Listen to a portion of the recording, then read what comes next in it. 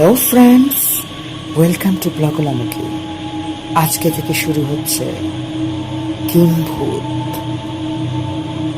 যেখানে তোমরা শুনতে পাবে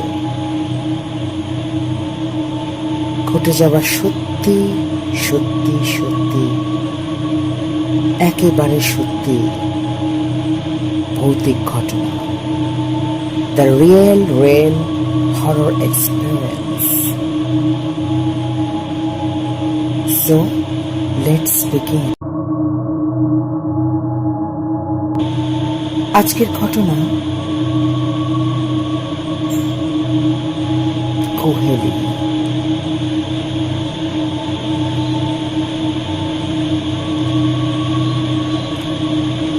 ঘটনাটি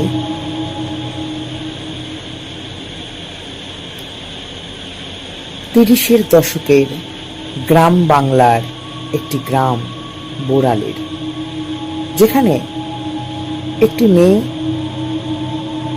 মানসিক ভারসাম্যহীন হয়ে যাওয়ার পর তার সন্তানের জন্ম দিতে গিয়ে মারা যায়। কেউ বলে তার বিয়ে হয়েছিল, সে সুখী হয়নি, তারপরে সে মানসিক ভারসাম্যহীন হয়ে যায়। আবার কেউ কেউ বলে এর পেছনে নাকি আছে গভীর পারিবারিক একটা নোংরা রহস্য। যাই হোক, সেই মেয়েটি তো মারা গেল, পাড়ার লোক কানাঘুষেও জানতে পারল, কিন্তু তার কোনো সেই রকম ভাবে শান্তি সংস্থান সৎকার ঠিকঠাক ভাবে হয়নি। সবকিছু ঠিকই চলছিল। ঘটনার সূত্রপাত ঠিক 1 মাস পর। হঠাৎ একদিন অমাবস্যার রাত, চারিদিকে নিস্তব্ধতা, ঝিঁঝির ডাক, মাঝে মাঝে পেঁচার ডাক ভেসে আসছে দূর দূরান্ত থেকে। হঠাৎ করে সব কিছু থমকে গেল। শোনা গেল একটা কান্নার আওয়াজ। দূর থেকে ভেসে আসছে একটা কান্না।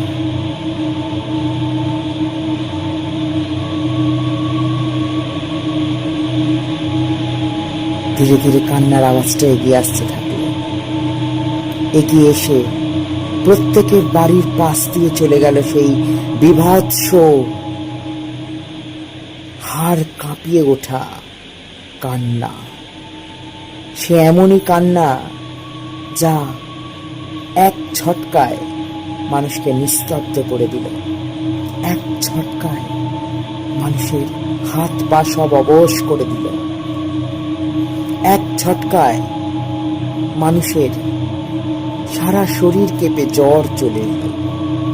কিন্তু কান্না আর থামল না। এইভাবে চলতে লাগলো 1 ঘন্টা, 2 ঘন্টা, 3 ঘন্টা, 4 ঘন্টা, 5 ঘন্টা। যতক্ষণ না ভোরের আলো ফুটতে লাগলো, ততক্ষণ চলতে থাকলো সেই কান্না।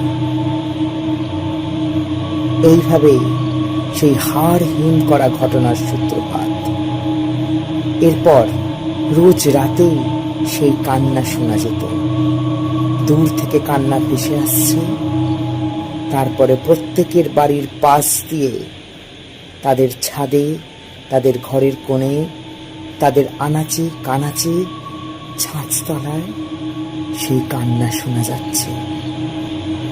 কান্না আর থামে না, কান্না আর থামে না।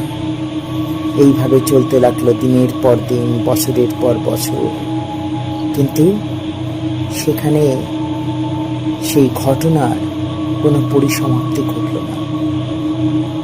অবশেষে নিজে থেকেই সেই কান্না থেমে গেল। কিন্তু কি ঘটনা ঘটিয়ে গেল সেই কান্না? যে বাড়ি থেকে সেই মেয়েটি মারা গেছে, সেই বাড়িরই এক এক করে সকলে খুব অস্বাভাবিক মৃত্যু মরতে লাগলো।